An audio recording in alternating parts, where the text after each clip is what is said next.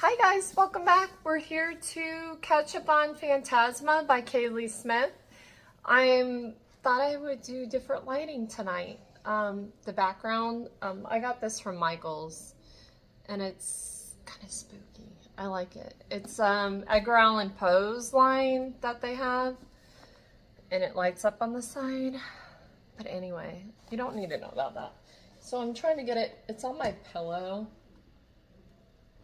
Okay, is that good? Is that good? Oh, it's gonna fall. Okay. So we left off on chapter 11, Whispers. As Ophelia made her way back to her room, she kept wondering if the scream she'd heard had really been Genevieve or if it was just another trick the house was playing on her. It occurred to her, of course, that her own mind might have been the one playing the trick. The real trials haven't even started yet, she chided herself. Don't psych yourself out of the game before the competition gets a chance to. A few wrong turns and retraced steps later, she found room 426 exactly as she left it. Though she regarded the bookshelf with a bit more suspicion now that she knew what was likely still lurking behind it. After a brief debate, she decided sliding the hideous wingback chair in front of the shelf was her best chance of getting a decent night's sleep. Once that was settled, she opened her trunks and sifted through the contents to find a particular wine-colored dress she had packed. It was made of a lightweight chiffon with a high collar and billowing sleeves that cuffed around her wrist. The skirt fell in tiers to her ankles, and that made it much easier to walk in than heavy corseted ensemble she currently wore. In other words, it'd be much easier to run away in, not to mention it was closer to the color of blood. She stepped into the attached bathroom to wash off the remnants of crimson on her rapidly healing arm. Waving a hand through the air before her, she directed her magic toward the sconces on either side of the vanity's mirror. The flames flicked to life, licking up from the ivory candles and illuminating the reflection of her ghastly appearance. She peeled off the ruined gown and filled the bathtub with water, as scalding hot as she could get it. Grabbing a washcloth and bar of soap off the vanity, she climbed into the water. Lowering herself until her shoulders were submerged, she relished the steam clouding the air around her. She needed this, a moment to breathe, to think. She couldn't leave the wing of the house until level 7, which meant she was stuck playing this game for at least the next week. It was important for her to maintain her sanity. She leaned her head back against the edge of the tub and let her eyes fall shut as she worked on lathering the soap into the washcloth. There would be no more exploring trap corridors or leaving her room unless absolutely necessary. She would go to the dining hall to eat, show up for the levels as directed, and that was it. Minimize the risk she took to avoid any more unwanted excitement. She ran the washcloth over her flushed skin, gentle circles across her shoulders and décolleté. Minimizing risk also meant no more encounters with certain green-eyed phantoms. Something about him disarmed her in a way that was concerning, and she didn't need such a distraction, even if he was intriguing and handsome, and exactly the type of being she had been trained to assist. Not that he seemed to need her assistance. Even if he did, he spoke in too many circles and she couldn't figure him out. His mouth much too smart. Oh, his mouth.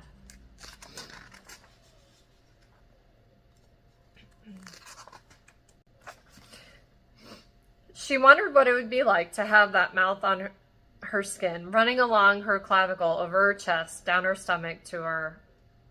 Water sloshed out of the tub and onto the floor as she sat up, ramrod straight.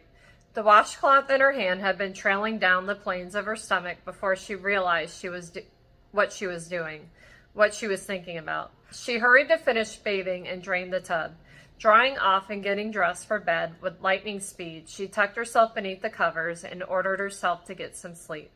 This place was definitely going to drive her mad. I like that place. Seems like my house. Ophelia woke the next morning at 8:15. Sitting up, she stretched out her limbs before climbing out of bed and headed to the bathroom. As she made her way through her morning routine, she refused to light the sconces, her eyes still too tired for the brightness. which meant it took her nearly 10 minutes to see the fresh streaks of blood smeared across the wall next to the mirror. A shriek crawled up her throat as she realized that not only were the walls covered in gore, but blood was dripping from the faucet on the tub. Drip, drip, drip. 1, 2, 3. Another screech caught in her throat as something began to emerge from the pool of crimson as if it had been waiting for her to notice it. Something human-shaped with long, stringy hair covering its face. This time she knew, without a doubt, what the hellish creature was. A ghoul. Mindless, deteriorating, with a hunger for mortal flesh. She stumbled back and spun for the exit to her room. She twisted the knob with all her might, but it wouldn't turn. She pulled and pulled, her heartbeat erratic as she looked over her shoulder to see the ghoul slowly dragging itself out of the bathroom. "What's with the damn doors in this place?" she cried. "Let me out!" Click. She sobbed in relief as the knob finally turned and the door flung open. But it was not a hallway on the other side. Instead, the door had opened to a void of pitch-black nothingness. She halted on the very edge, almost tumbling over. As she checked back over her shoulder, she recoiled at the grotesque smile spreading across the ghoul's face beneath their hair. Not waiting for another close call, she turned back to the inky oblivion and braced herself. She stepped into the darkness. Ophelia couldn't tell if she had been falling for minutes or hours. There was not a single point of light around her, only whispers. As she fell, she passed through wisps of words, shameful secrets and confessions of love. Snippets of conversations and hushed arguments, and one voice that seemed louder than the rest, a voice that felt hauntingly familiar. She strained to hear more from that voice, but she was falling too fast, and their words drifted away. She tried to call out to scream for help, but no words would come out of her mouth. When she wondered if she could be adrift forevermore, she crashed through the floor. Quite an entrance. Debris rained down atop her in the firm cushioned surface she'd landed on. Sitting up slowly, she was too stunned to even grunt with pain. When her gaze locked with a pair of deep, viridian eyes, she sucked in a sharp breath of disbelief. "Miss my presence already?" the stranger drawled. She dusted herself off with shaky hands, giving him as much of an indigent look as she could manage through the shock. "Ah, so that's the true distinction of a phantom. An ego. That and what I'm able to do with my hands," he taunted, lips curling up at the corners. "Shouldn't you be settling in before breakfast? Or was there something wrong with your room?" He lifted a crystal goblet of amber liquid to his mouth. Her forehead wrinkled at the sight. "Are you drinking? Would you like some? It looks like you might need it." "No," she deadpanned, though the idea of having another conversation with him that went round and round in circles made her think perhaps a drunken stupor would be more preferable. "Here!" He snapped his fingers, and she was instantly clean of the dust and chunks of ceiling clinging to her dress. He set his glass down on the table he was leaning against and moved to crouch before her. "How did you find your way to this room?" It took everything in her not to flush out his proximity, which piqued her a bit. "Ghosts can't eat or drink," she noted, ignoring his question. "I'm special," he retorted. "Now focus. How did you get here?" "I'm not sure where here even is," she answered, waving him back so she could stand from the chase she had fallen into. He obliged, rising and stepping away. He was looking at her as she were a puzzle, and he was deciding whether to bother solving it. She sighed, then explained, "I went to wash up in my bathroom, and there was blood all over the mirror and in the tub." "Yes, I'm familiar with the scene," he told her. "The ghouls and apparitions haven't gotten very creative over the years." "You mean they use the same tricks every time?" "Yes, ghouls don't have the capacity to be retrained once they've been stuck doing something for so long. Even the devils use the same 9 levels of terror for every competition. And yet there's still an incredibly low success rate." He shrugged. "Why fix what isn't broken is sort of the philosophy around here." "Devils," she whispered, mostly to herself. She hadn't had time to add them to her list of worries yet, but it was only a matter of time before she came across one. It was called the Devil's Manor, after all. They were the only beings with magic powerful enough to operate a place like this. A slow grin spread over the stranger's face. "Don't tell me you've never seen a devil before." I don't make it a habit to seek out trouble. He raised a single silvery brow. Don't you, though? You claim I took the time to warn you away, and yet here you are. She opened her mouth to retort until she realized he was right. To him, it probably did seem like she was a glutton for punishment. She was a glutton for punishment. Well, I didn't used to, she muttered as she looked away from him and finally took in the room around them. There was an enormous table dressed with intricate black and gold centerpieces in the center of the room, at least 15 blood-red upholstered chairs lining each side. A large crystal chandelier hung from an ornate ceiling rose, sending scatters of rainbow light over the dark walls. Is this the dining hall? She asked. Yes, and you shouldn't be in here while it's being prepped, he told her. You shouldn't have been able to leave your room yet at all. You were supposed to be locked in. I was, she spat, and then I finally got the door open and the hallway was gone. There are too many magic doors in this place. He opened his mouth to speak, but something stopped him. His eyes narrowed and began to dart around the room, and she was about to ask what was wrong when she felt it. That dark, invisible gaze. Is something watching me, or is it him they're following? A beat later, a low sound of frustration came from his throat, and he moved into action. Guiding her around the chaise by her elbow, he gently steered her out of the room through its wide-arched entrance. Where are you taking me? She demanded. Someplace we can have a conversation that won't get you into more trouble, he murmured. Though I'm starting to suspect that keeping you out of trouble wouldn't be an easy task. She gave an indigent hum in protest, which he ignored. He led her down the main hall and into the first room they came to, which just so happened to be a broom closet, identical to the one in the other corridor that had magically appeared. He snapped his fingers as he kicked the door shut behind them, and a candle flared to life on the wooden shelves. Shouldn't you take me to the back room? She lifted her brows as she soaked in the details of the dingy space, trying to put as much distance between herself and his towering figure as she could. The size of the room, however, made putting more than 5 inches between them rather difficult. Do you want to go back to your room and finish the hunt? He asked, crossing his arms over his chest. Why do you care where I do or don't go? I think you're grossly misusing the word care. What would you call it then? She shifted on her feet with impatience. Concern? More like self-preservation if we're going to continue running into each other, he corrected. Now back to my question. Tell me the rest of how you ended up falling through the dining room ceiling. But I don't know how I ended up there. She threw her hands up. Like I said, I opened the door to my bedroom, and when I went through, I fell. Fell where? He pressed. It was some sort of void. There wasn't anything around but pitch black, only whispers. He froze. Whispers? Yes. She felt her forehead wrinkle at his reaction. A bunch of whispers of conversations and... You found the Whispering Gate? His eyes grew wide. What's the Whispering Gate? A place that you should not be able to access. It's on the other side. The other side? You mean only those who are non-corporeal or devils should be able to access the Whispering Gate, he confirmed. The fact that it showed up for you is interesting, to say the least. I'm sure it was just Phantasma playing a trick on me, she reasoned. No, the Whispering Gate is summoned, and no normal mortal should be able to call it. Who said I was normal? She challenged. Clearly you aren't, he agreed with a slow flick of his gaze over her figure, not leering, but scrutinizing. So what sort of being are you, then? She lifted her chin. I'm a necromancer. Now that is something. His smile turned almost feline at her claim, which would maybe explain why we were able to meet yesterday. That reminds me.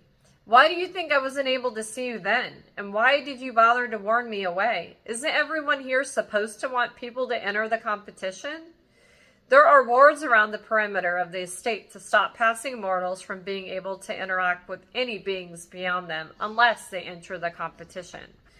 Your necromancy abilities must have messed with their effectiveness. Stop thinking about any being in Phantasma as having good intentions or motives to help you, and start asking yourself how their actions are really beneficial to them. I'm not sure I'm very fond of your riddles, she said. The twinkle in his gaze turned sinful. That's too bad. I find riddles and puzzles to be rather thrilling. Most mortals who enter this competition are usually fond of such things as well. I didn't enter because I wanted to. I'm here to find my sister.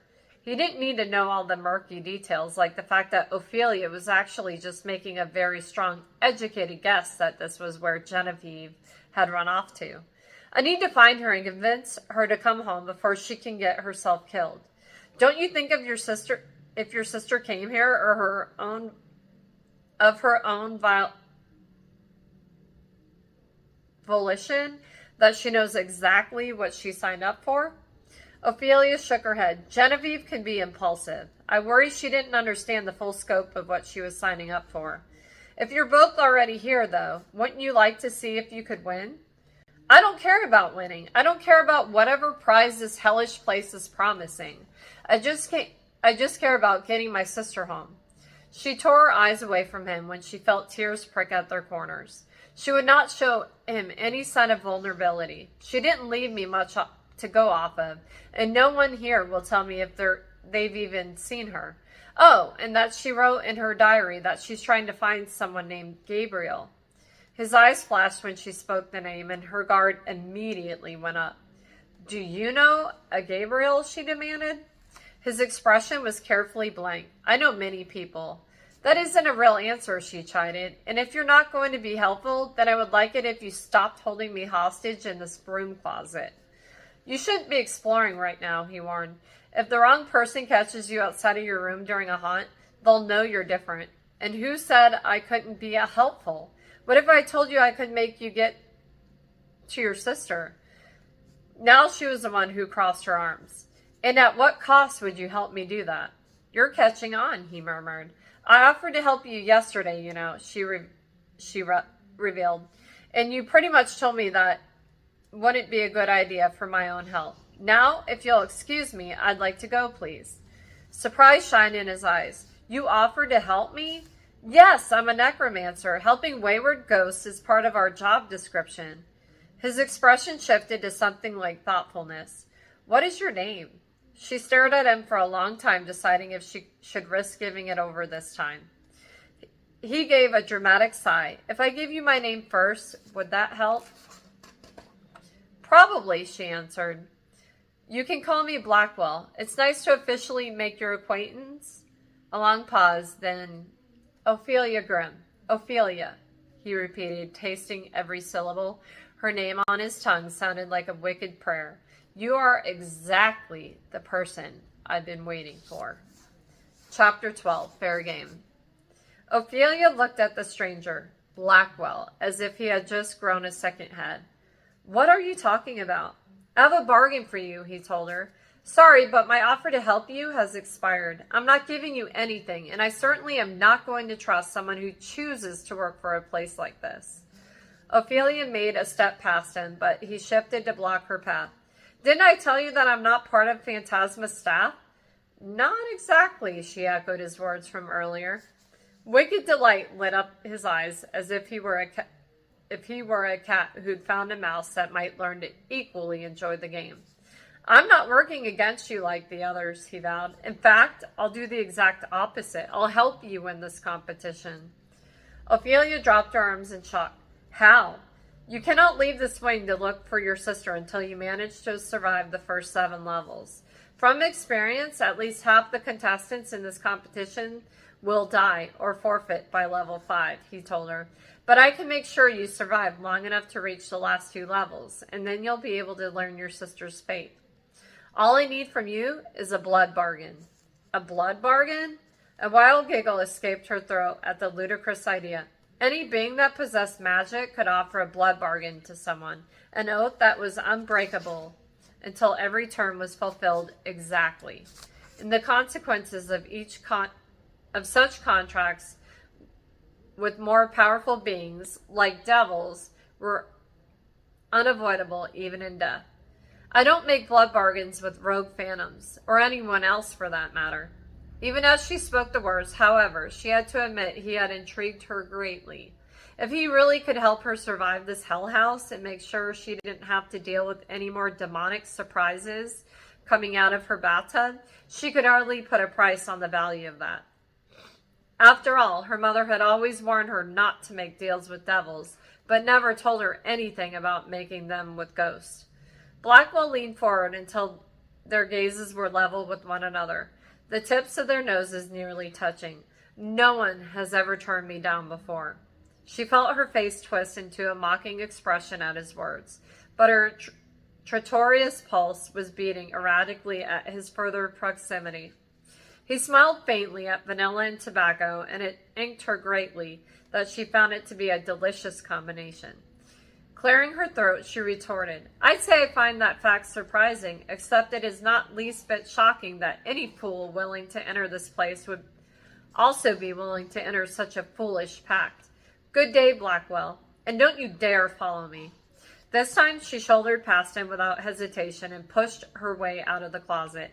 As she strutted down the hall, something small blinked into view next to her, marching her pace.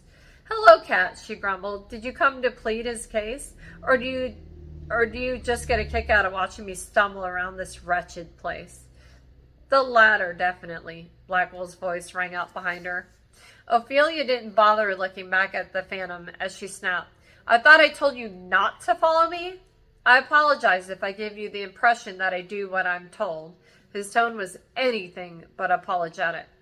Now she did look back. "Do you truly not have anything better to do around here than stalk me?"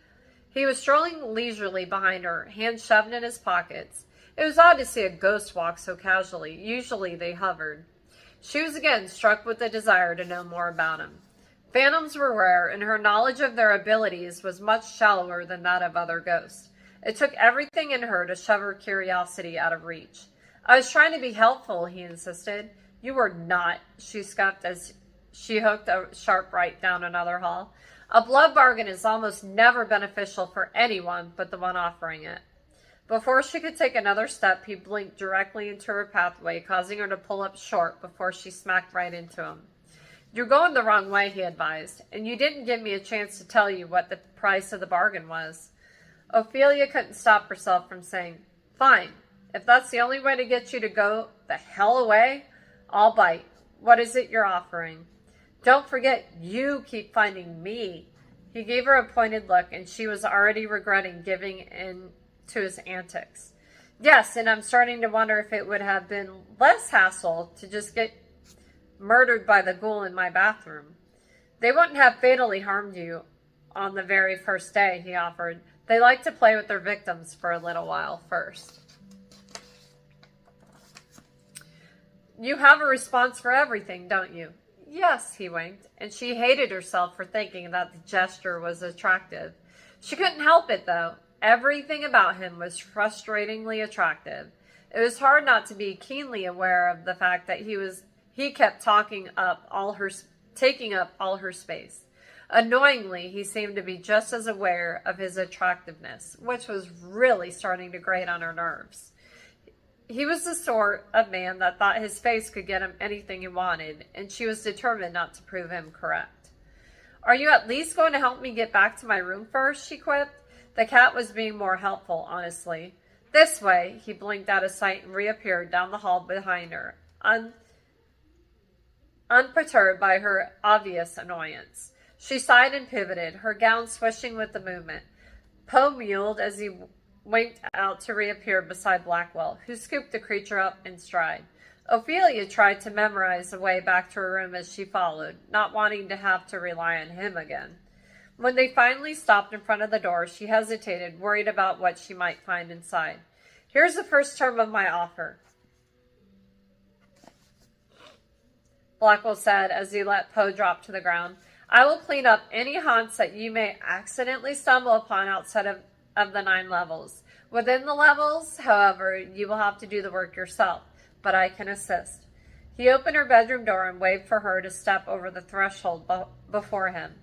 She hesitated, but he gave her an encouraging nod, and she lifted her chin and poked her head inside. There were bloody footprints all over the room. Long, jagged gouges ripped through the wallpaper as well as the doorframe.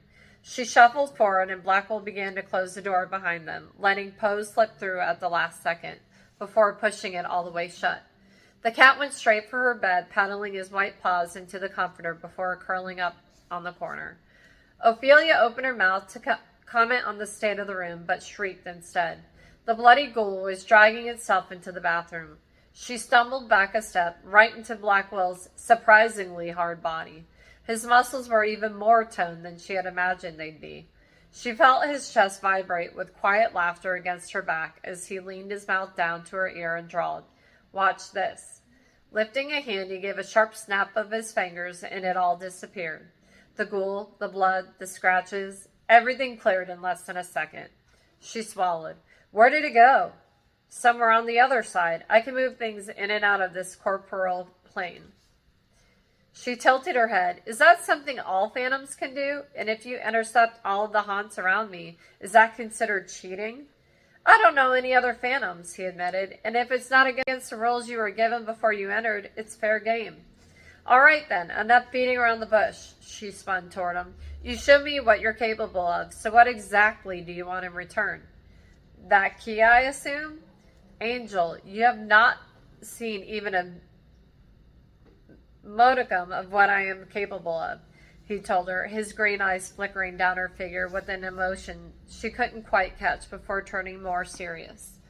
"And what key?" "You know, the heart and the key thing," she waved on, impatient hand in the air between them. "Before I left last night, you told me that that's what would set you free. I'm assuming it's some sort of riddle, right?" He froze. She frowned. What's wrong?" "Tell me what I said exactly," he urged. "Hell, you really do just walk around with holes in your memory, don't you?" she said. And she could have sworn her words made him flinch, but his ability to recover was impeccable. "Something like that," was all he commented. If she were a different kind of person, she might have pitied him. Instead, she simply explained, "I asked if you were stuck here and if there was a way I could help you. And you said," she racked her brain for his precise words, "a heart and a key would set me free.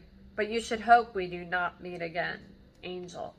She decided to take creative liberty and omit that last bit. "Why didn't you mention that detail earlier?" he demanded, tone rather intense. "How could I have known that I needed to?" she shot back. "What's the big deal?" The glint in his eyes became slightly wild. "The big deal is that I have been trapped here for an amount of time I cannot even remember, because of the aforementioned holes in my memory, and I will continue to be stuck eternally unless I find whatever tether or anchor is keeping me bound to this place, and figure out how to free myself. And somehow you managed to catch me in a moment of clarity, a moment already erased from my mind, where I supposedly told you exactly what I needed to find in order to untether me. You have no idea how extraordinarily bizarre this is." Her head was spinning as she tried to keep up with his words. "You're trapped here eternally? You mean you cannot choose to pass over like other ghosts?" "Correct." He shoved a hand through his hair in frustration. "Every time I get close to finding what is keeping me in this place, I lose it again. You are the first concrete confirmation I've had that there is something to find. That it is possible." She propped a hand on her hip. "So, you were going to ask me to find something that you didn't even have any concept of?" "Given your abilities to summon mysterious doors and magic parlors, I figured you'd still be the best hope I've had yet." And my gut was correct. "But I haven't meant to do any of those things. It was purely coincidence that we met that first time. I wasn't even supposed to be out that night." "Whether you meant to or not, you did them," he implored. "I don't believe in coincidences. You claim you weren't supposed to be out that night, but you were, and you found me. If you're truly a necromancer, you will be able to see things others can't, which means you can search this place like no one has been able to for me before." "And if I don't find this key," she asked, "what's the price of failing?" "The blood bargain ensures I'll get payment if you fail your task," he told her. "If you succeed, you'll have nothing to worry about." "That didn't answer my question," she pressed. "If you fail?" One corner of his mouth lifted in a grim smile as he spoke. "One decade of your lifespan will be transferred to me." Wow. Okay. that's it, guys. We left off on night 2 of Phantasma, chapter 13, Nerves. Wow. Okay.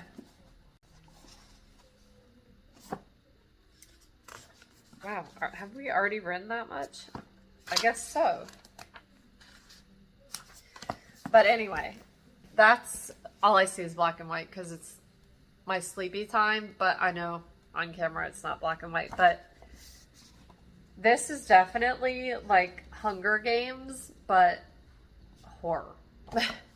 If you guys have read or heard, I guess my daughter is going to be reading Hunger Games in school. So I haven't seen that movie in a long time, but like the game part of it is like who lives, who dies. It's for like a price.